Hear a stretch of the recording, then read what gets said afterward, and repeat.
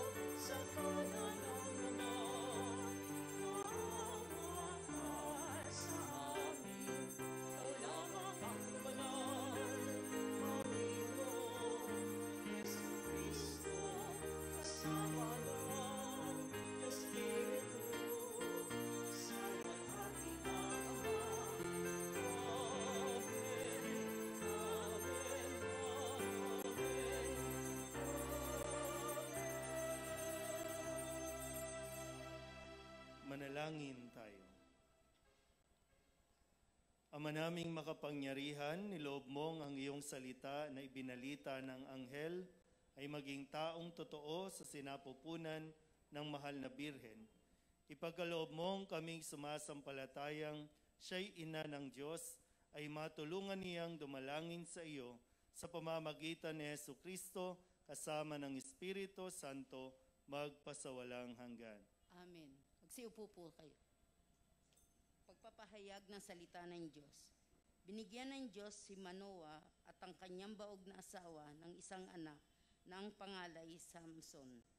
Nakalaunay nagpalaya sa Israel mula sa Filisteo. Hawig ng kwentong ito ang kwento ng pagsilang kay Juan Bautista. Ang unang pagbasa ay magmumula kay Miss Mara Francesca Viola ng Department of Assessment.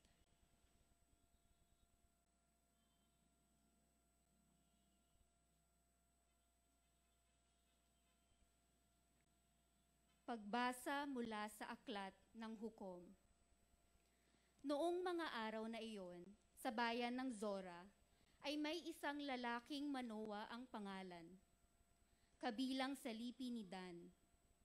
Ang asawa niya ay hindi magkaanak.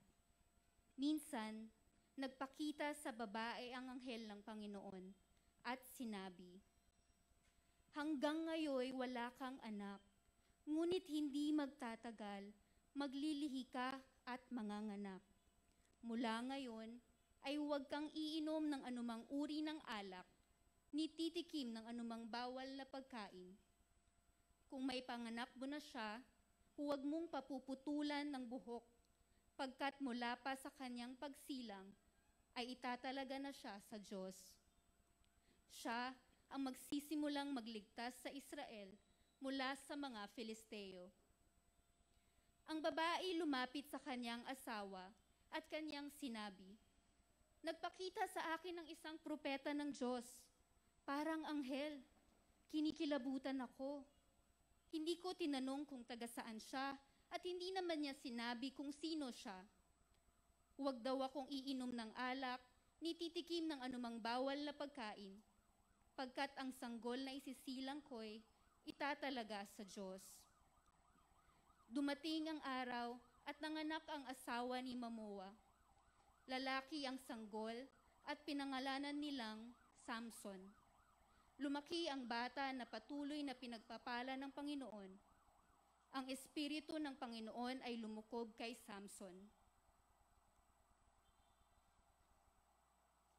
Ang salita ng Diyos. Salamat sa Diyos.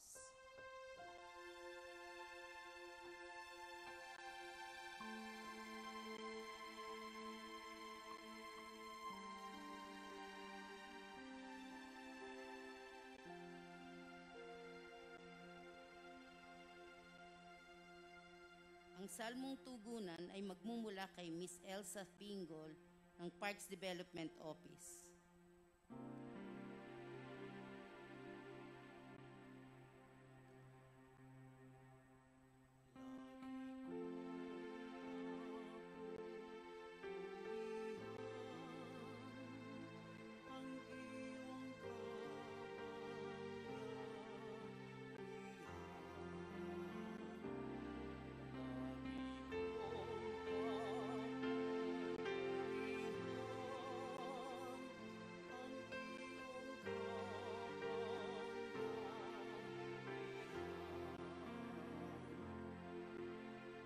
Ikaw nawa ang muog ko at ligtas na kakanlungan, matatag na kublihan ko at matibay na sanggalang. Sa lahat ng masasama, O Diyos, ako'y ipaglaban.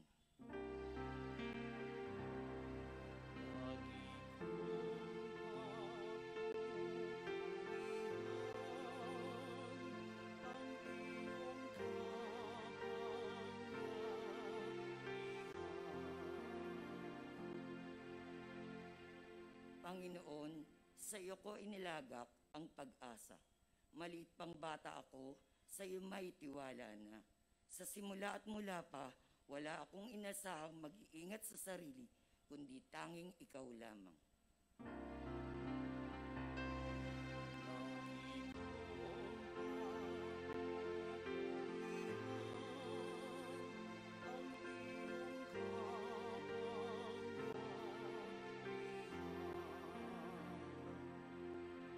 Pagkat ikaw, Panginoon, ay malakas at dakila, ang taglay mong katangi ay ihahayag ko sa madla.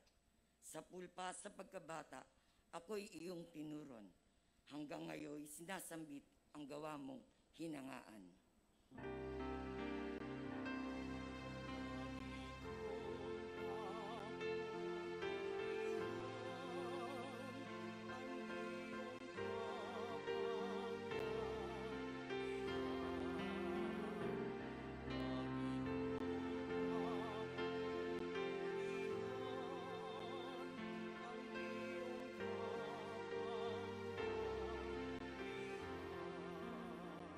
Magsitayo po tayong lahat.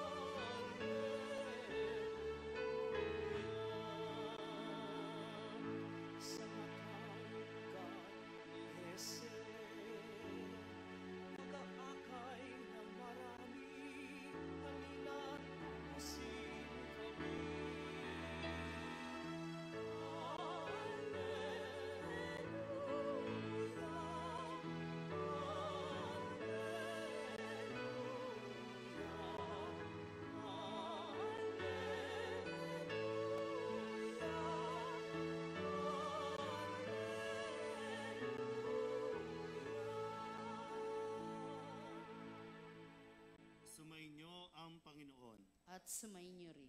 Ang mabuting balita ng Panginoon ayon kay San Lucas. Papuri sa iyo, O Panginoon. Noong si Herodes ang hari ng Judea, may isang saserdote na ang ngalay Zacarias sa pangkat ni Abias. At mula rin sa lipi ni Aaron, ang kanyang asawang si Elizabeth. Kapwa sila kalugod-lugod sa paningin ng Diyos, namumuhay ng ayon sa mga utos at tuntuning mula sa Panginoon.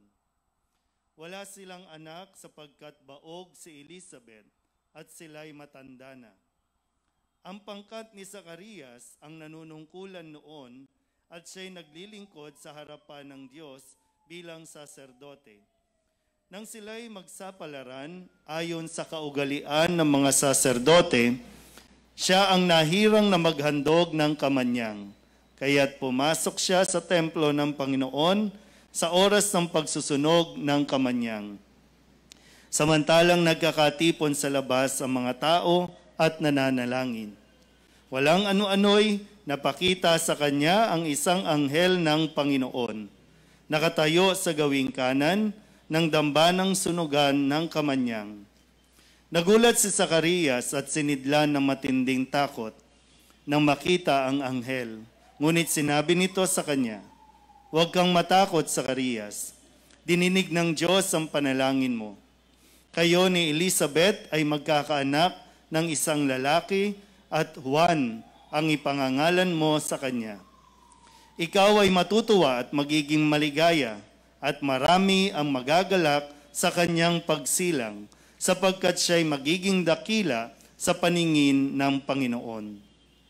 Hindi siya iinom ng alak o anumang inuming nakalalasing. Sa sinapupunan pa lamang ng kanyang ina, mapupuspos na siya ng Espiritu Santo. Marami sa mga anak ng Israel ang panunumbalikin niya sa kanilang Panginoong Diyos. Mauuna siya sa Panginoon, taglay ang espiritu at kapangyarihan ni Elias, upang pagkasunduin ang mga ama at ang mga anak, at panumbalikin sa daan ng matuwid ang mga suwail. Sa gayon, ipaghahanda niya ng isang bayan ang Panginoon. Sinabi ni Zacarias sa anghel, "Paano ko po matitiyak na mangyayari ito, sapagkat ako'y napakatanda na at gayon din ang aking asawa?" Sumagot ang anghel, "Ako si Gabriel na naglilingkod sa harapan ng Diyos. Sinugo ako upang ihatid sa iyo ang mabuting balitang sinabi ko na sa iyo. At ngayon, mabibingi ka't hindi makapagsasalita hanggang sa araw na maganap ang mga bagay na ito, sapagkat hindi ka naniwala sa mga sinabi ko na matutupad pagdating ng takdang panahon." Samantala, naghihintay naman kay Zacarias ang mga tao. Nagtaka sila kung bakit nagtagal siya ng gayon sa loob ng templo. Paglabas niya ay hindi siya makapagsalita. Mga senyas na lamang ang ginagamit niya. Kaya natanto nila na nakakita siya ng pangitain at siya'y nanatiling pipi. Nang matapos ang panahon ng kanyang paglilingkod, ay umuwi na siya.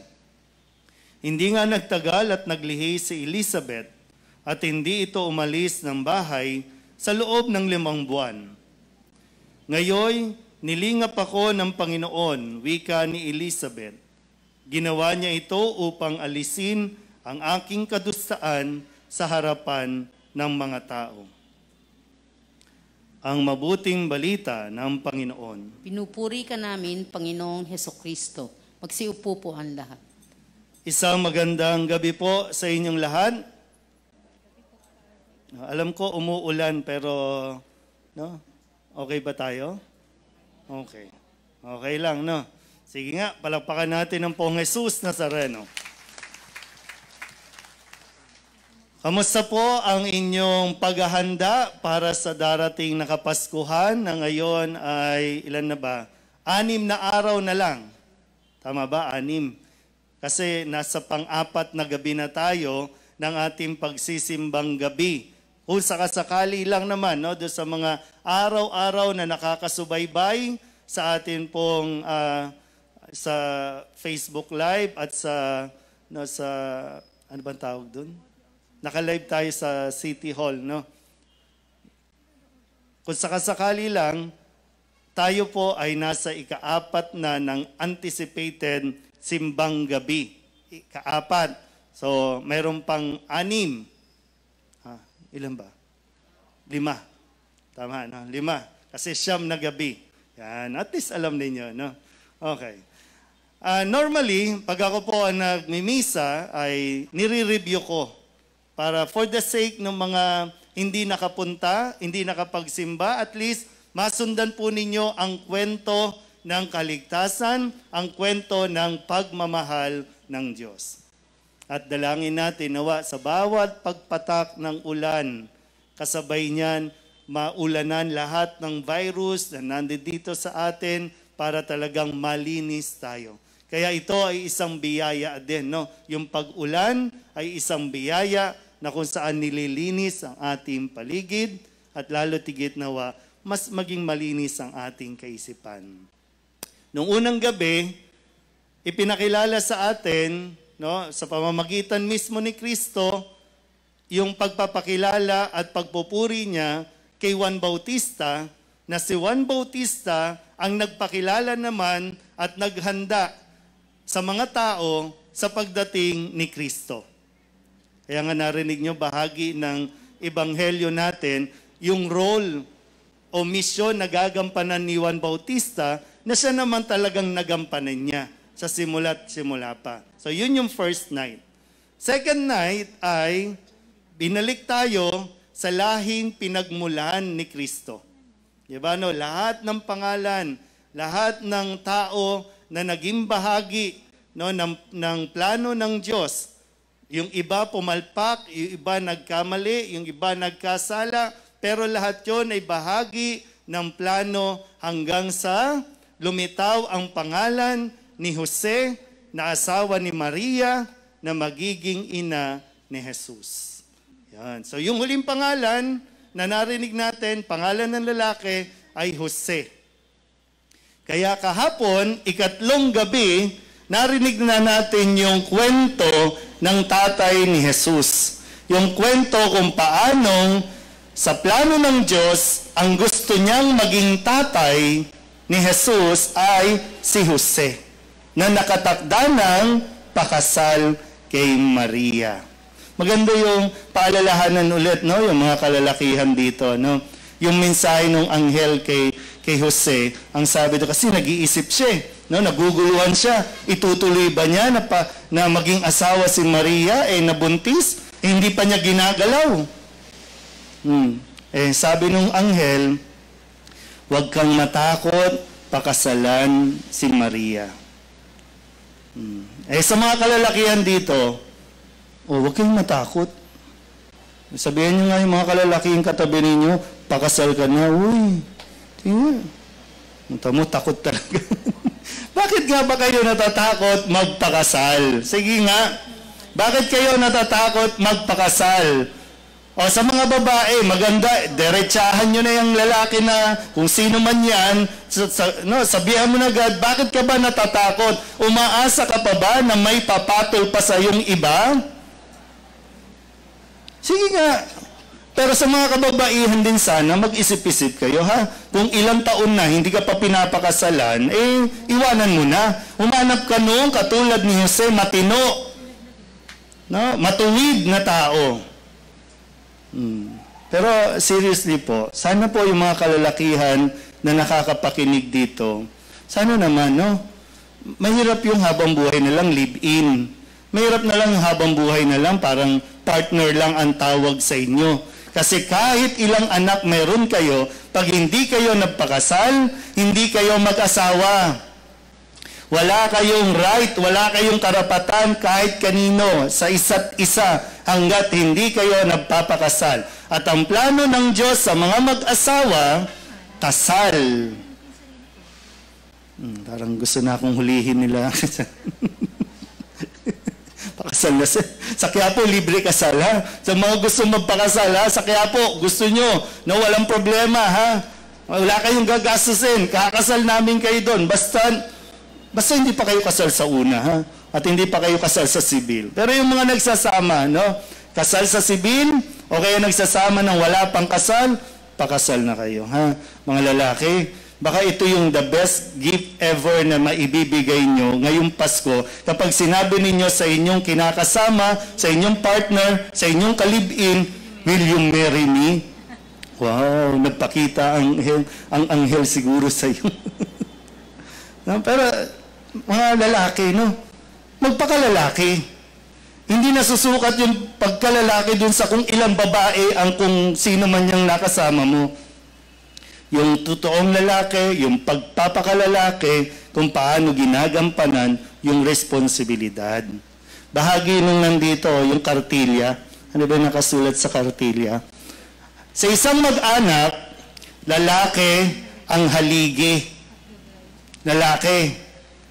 Ngayon ba, ang mga lalaki ba nagiging haligi? O, ang tanong, ilang haligi ba yung pinupwestuhan ninyo? Inaanay na. Mukhang lalim na hugot ni nanay. Mukhang may ibang haligi na yun. Pero, di ba, yan o, kartilya o, katipunan. Nakasulat dyan. Pamacho-macho, pero hindi makapag-provide. Pamacho-macho, pero, ewan ko sa inyo. Pero, sana po, no? Yun ang plano ng Diyos eh. Kaya gusto nyo maging masaya ang Pasko, kailangan magsimula sa tatay. Kasi lalaki nga yung haligi. Okay? Pangatlo pa lang naman yun, no? Pang-apat na gabi, ngayon, may good news ulit. Gusto nyo makarinig ng good news? Sige nga, sabihin nyo po sa katabi ninyo. Sabihin nyo, ha? Okay. Magkakaanak ka na. Ano ba?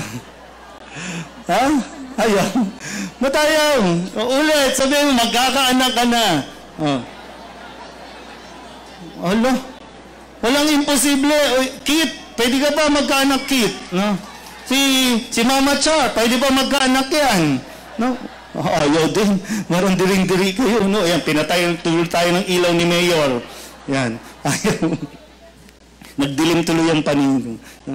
Pero, isang magandang paalala ito ngayong gabi. Yan. Ha? Pero, baka naman yung mga binata't dalaga dito, ha? I-take nyo na pa wrong context, ha? Maghahanap na kayo kung sinong bubuntisin ninyo o mambubuntis sa inyo, ha? In the right context, ha? Si San Jose, magpapakasal na. Sinabi ng anghel, magkakaanak na kayo. Si Zacarias, matanda na. Si Elizabeth, matanda na rin, buog pa, pero sabi, magkakaanak na kayo. Si Manoah at yung asawa niya, baog din, di rin magkaanak. Sinabi, magkakaanak na kayo. Yung mga mag-asawa lang ang pwedeng mag-anak, ha? Huwag kayong ambisyosa, ha? Hindi kayo si Virgin Mary na para bigla na lang kayong nabuntis dyan, ha? Pero sa susunod na araw pa yan, si Virgin Mary. Dito muna tayo, ha? Ano po ba, kanina yung reaksyon ninyo, pag sinabi ba ulit sa inyo ng doktor, magkakaanak ka ulit, ano ba ang tanggap mo? Natutuwa ka ba? O natakot ka? Naku, paano to? Lagot ako kay Mrs. May buntis ulit. Ganun ba ang reaksyon natin? Natutuwa ba tayo? O kaya, kayo po mismo, nung natanong nyo ba yung mga magulang ninyo, nang kayo po ay ipagbuntis, natuwa ba sila sa iyo? Marami dito ikinalungkot. Kasi yung mga mukha ninyo, no? Kasi ganun daw yun eh. Kapag yung magulang, tuwang-tuwa na nalamang buntis, yung bata, masayahin. Yung bata, hindi problematic. Pero kapag sinabi pa lang, buntis ka, at yung tanggap ng mga magulang, naku naman, problema na naman ito, saan tayo kukuha ng panggastos? Yung bata, aburido. Kaya pag lumabas, may attitude problem na. Kasi sa umpisa pa lang, ang ipinaramdam ng magulang, problema siya. Dito sa ating mga pagbasa, sa pagninilay natin, ang bawat anak ay biyaya. Kaya nga nalulungkot, di ba, si Manoah, yung asawa niya, si Elizabeth, saka si Zacarias, nalulungkot sila kasi tumanda na sila, wala pa silang anak. At kapag walang anak, pinagtatawanan. Ngayon, pag maraming anak, pinagtatawanan. Dapat kainggitan. No, kainggitan yung mga may anak, yung maraming anak. Kasi ibig sabihin, maraming biyaya. Pinagpala sila ng Diyos. Kayo, madalas ngayon, tinatanggihan ng biyaya. Kaya ilan anak gusto mo? Isa lang. Ang plano ng Diyos, marami. Plano mo, kinokontra mo ang plano ng Diyos, isa lang. O kaya, sige, may pills naman. Sige, may condom naman. Sige, mayroon namang contraceptives. Hinahadlangan mo ang plano ng Diyos. Kaya tuloy, ano nangyayari sa buhay natin? Ang plano ng Diyos, maayos. Ang plano natin ang hindi. Bakit gusto, mga babae, bakit gusto nyo isa lang? Sige, sagot. Sabi, huwag nyo idadahilan yung mahal ang bigas. Ha? Mahal ang pantuition. Ha? Huwag nyo idadahilan yan kasi dapat lalaki yan. Lalaki yan. Mga lalaki naman, mahal na nga ang tuition fee, mahal na nga ang bigas, pero anak ka naman ng anak sa ibang babae. Bihira, tapos may problema. Sino bang pumasok? Sino bang gumawa ng problema? Hindi ko naman kilala, ha? Bato-bato. Pig. Ito ay, in general, ng mensahe para sa lahat. Kasi meron tayo dito matatanda na, mga senior, meron din tayo dito mga kabataan pa lang na papasok sa buhay na yan. Na kailangan malaman nila kung ano ang plano ng Diyos para sa kanila. Kasi hindi nagiging masaya ang Pasko. Gusto natin maging masaya. So huwag mo nang ulitin. No, alam mo, mahirap yung hiwa-hiwala yung pamilya. Huwag ka munang pumasok. Huwag kang sugod ng sugod. Kasi alam mo na yun na, nasan si tatay? Nasa kabila. Nasan si nanay? Nasa kabila rin. Naiiwan yung anak. Pero ipinapaalala ko ulit at ipinapaalala sa atin, ha? Kahit kayo po sa atin, ha? Ikaw ay biyaya ng Diyos. Kahit hindi ka ginustong ipanganak sa mundong ito ng magulang mo, ikaw ay biyaya ng Diyos. Hindi ka problema. Huwag mong i-embrace, no? Huwag mong yakapin na yung sinasabi ng tao o naririnig mo na problema ka. Hindi ka problema. Kasi pag tinanggap mo, problema ako, nagbibigay ka talaga ng problema. Pero pag sinabi mo, tinanggap mo, biyaya ako ng Diyos, galing ako sa Diyos, gusto ng Diyos, mabuhay ako, ibig sabihin, may dahilan ang Diyos. Ikaw ang magiging biyaya ng Diyos. Tingnan nyo nga yung katabi ninyo. Tingnan nyo. Baka yan yung susunod na mayor ng City Hall. No? Baka yan yung susunod kay Mama Cha. Baka yan yung susunod na general, no? Mga police, no? Baka sila. No, sila yung mga susunod na henerasyon. Pero ngayon pa lang, dapat tanggapin natin, ha? Biyaya tayo, hindi tayo problema. Kaya, imbis na problema ang ibigay mo, pagpapala ang ibigay mo para pagdating ng Kapaskuhan, December 25, talagang ayahay ang pagdiriwang natin. Amen? Magsitayo po tayong lahat.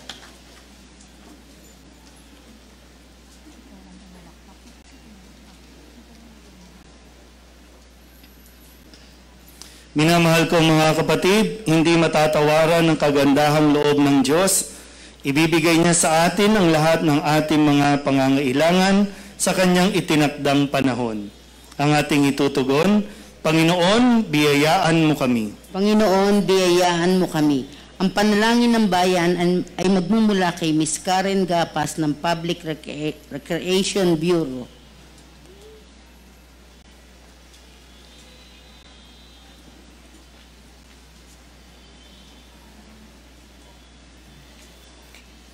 Maging tunay na instrumento nawa ng biyaya ang mga pinuno ng ating simbahan sa pamamagitan ng pagbaling at pagtulong sa mga mahihirap at kapuspalad. Manalangin tayo. Panginoon, biyayaan mo kami. Pukawin nawa ng Diyos ang puso ng mga namamahala sa ating bayan upang maging totoo at bukas palad sila sa kanilang mga pinaglilingkuran. Manalangin tayo. Panginoon, biyayaan mo kami. Gabayan nawang mabuti ng mga magulang ang kanilang mga anak tungo sa buhay na kalugod-lugod sa Diyos. Manalangin tayo. Panginoon, biyayaan mo kami. Tulad ni Zacarias at Elizabeth, pagpalain nawa ng Panginoon ang mga mag-asawang naghihintay ng anak na aarugain at mamahalin. Manalangin tayo. Panginoon, biyayaan mo kami. Salubungin nawa ng Diyos kasama ng kanyang mga anghel ang mga kapatid nating yumao. Manalangin tayo. Panginoon, biyayaan mo kami. Sa isang sandali ng katahimikan, ating ipanalangin ang iba pang mga pangangailangan ng ating pamayanan, pati na rin ang ating pangsariling katahimikan. Manalangin tayo. Panginoon, biyayaan mo kami. Panginoon, puspusin mo kami ng iyong banal na Espiritu upang buong galak naming tanggapin si Jesus at maging tapat kami lagi sa iyo ngayon at magpasawalang hanggan. Amen. Maupo po tayong lahat. Ang pag-aalay. Ang kandila ay inaalay nina Corporal Nico Santos at Corporal Joren Briones ng Manila Police District.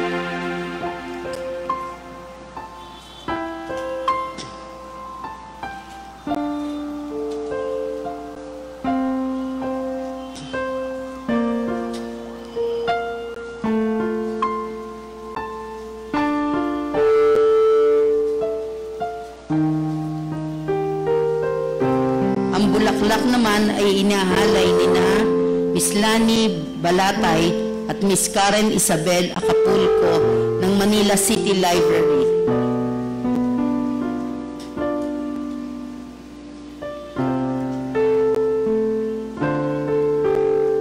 Ang prutas naman ay inaalay ni Mr. Rodel A. de Guzman at ng Manila Sports Council at Mr. Fortunato Palileo na Electronic Data Processing.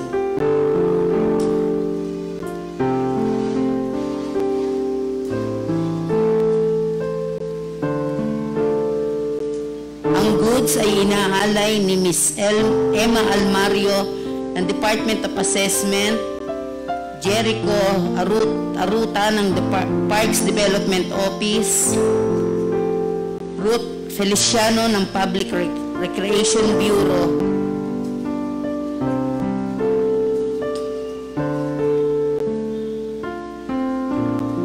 District Director, Police Station 6, Police Station 12, and Police Station 13.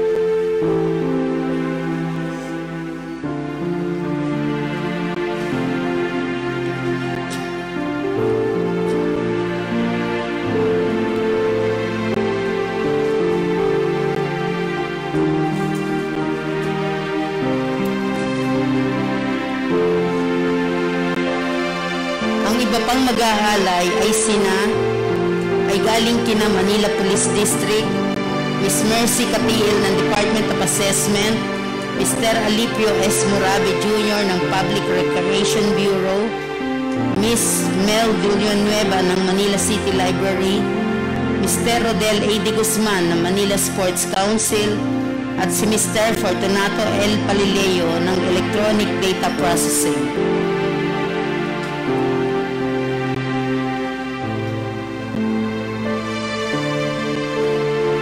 Alak ay iaalay ni Colonel Manuel Abrughena ng Manila Police District.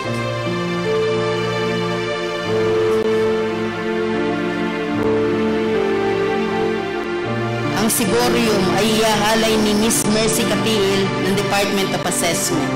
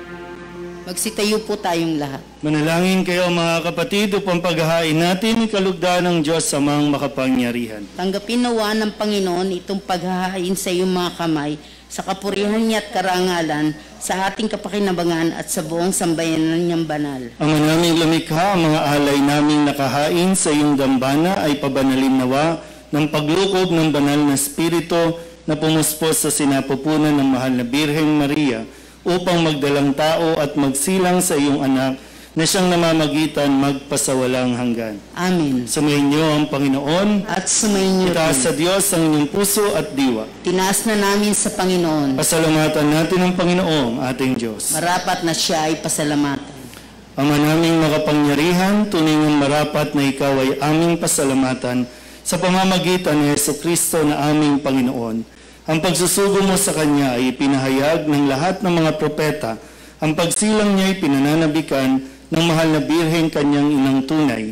Sa kapangyarihan ng Espiritong Banal, ang pagdating niya ay inilahad ni San Juan Bautista sa kanyang pagbibinyag. Ngayong pinaghahandaan namin ang maligayang araw ng kanyang pagsilang, kami nananabik at nananalangin lubos na makaharap sa kanyang kadakilaan. Kaya kaysa ng mga anghel ng sisiawin ng papuri sa iyo, nang walang humpay sa kalangitan, kami nagbubunyi sa iyong kadakilaan.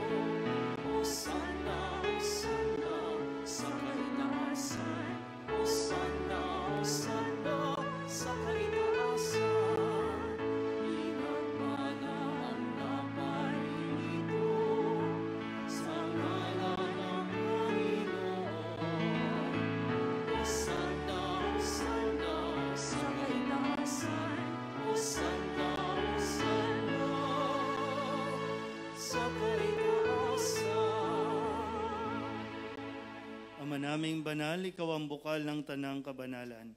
Kaya't sa pamamagitan ng iyong Espiritu, gawin mong banal ang kaloob na ito upang para sa aming maging katawan at dugo ng aming Panginoong Hesukristo. Bago niya pinagtiis ang kusang loob na maging handog, hinawakan niya ang tinapay, pinasalamatan kaniya, pinaghati-hati niya iyon, iniabot sa kanyang mga alagad at sinabi, "Tanggapin ninyong lahat ito at kanin, ito ang aking katawan na ihahandog para sa inyo."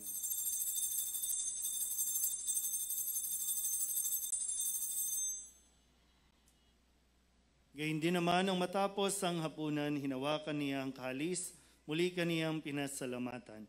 Iniabot niya ang kalis sa kanyang mga alagad at sinabi, "Tanggapin ninyong lahat ito at inumin. Ito ang kalis ng aking dugo ng bago at walang hanggang tipan. Ang aking dugo na ibubuhos para sa inyo at para sa lahat sa ikapagpapatawad ng mga kasalanan. Gawin ninyo ito sa pag-alaala sa akin."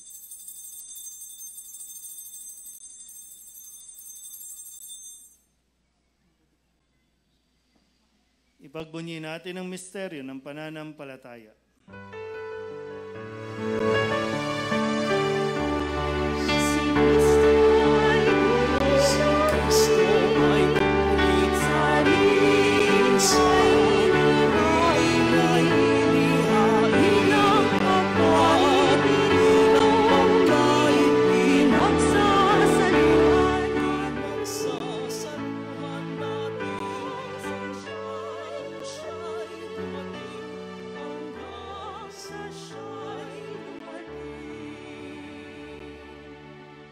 Ama, ginagawa namin ngayon ang pag-alaala sa pagkamatay at muling pagkabuhay ng iyong anak, kaya tiniaalay namin sa iyo ang tinapay na nagbibigay buhay at ang kalis na nagkakaloob ng kaligtasan.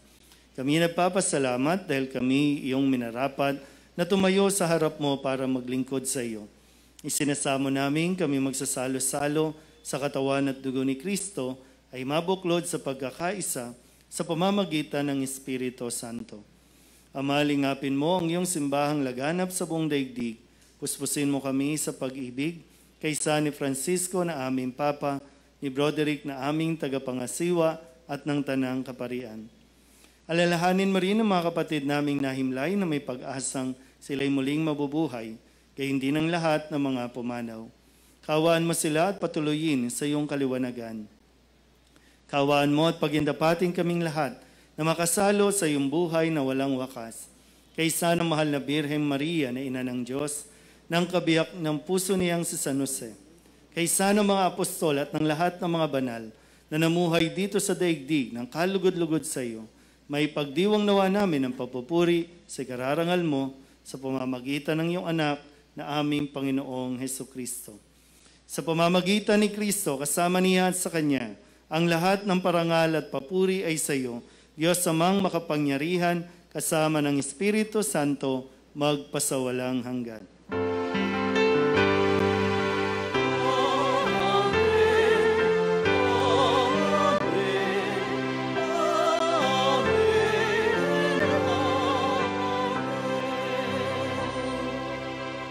Buong kababaang loob tayong tumawag sa ating Panginoon ng Ama na.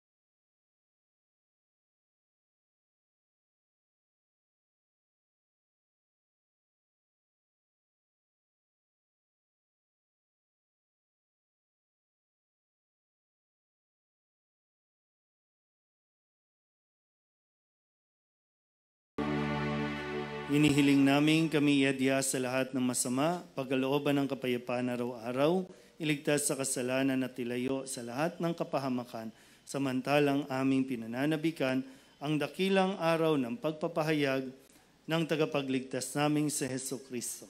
Sapagkat iyo ang kaharian at ang kapangyarihan at ang kapurihan magpakailanman. Panginoong Hesukristo, sinabi mo sa iyong mga apostol, kapayapaan ang iniiwan ko sa inyo, ang aking kapayapaan ang binibigay ko sa inyo. Tunghayan mo ang aming pananampalataya at huwag ang aming mga pagkakasala. Pagkalooban mo kami ng kapayapaan at pagkakaisa ayon sa iyong kalooban, kasama ng Espiritu Santo, magpasawalang hanggan. Amen. Ang kapayapaan ng Panginoon ay laging sumainyo. At sumainyo rin. Mabigayan po tayo ng kapayapaan sa isa't isa.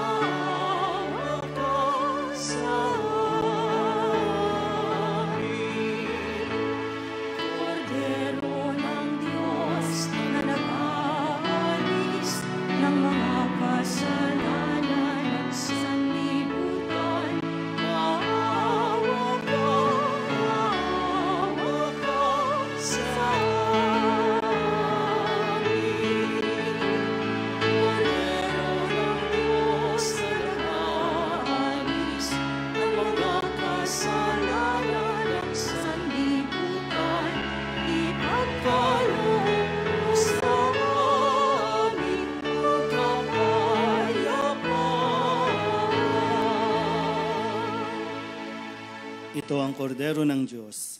Ito ang nag-aalis ng kasalanan ng sanlibutan. Mapalad ang mga inaanyayahan sa kanyang piging. Panginoon, hindi ako karapat-dapat na magpatuloy sa iyo, ngunit sa isang salita mo lamang ay gagaling na ako.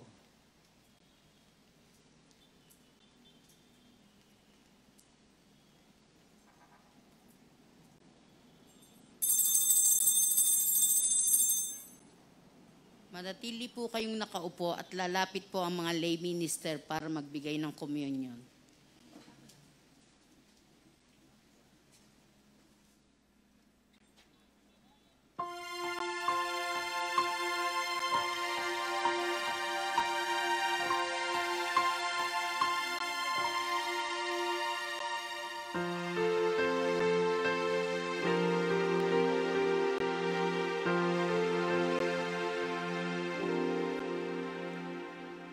O kay kalooban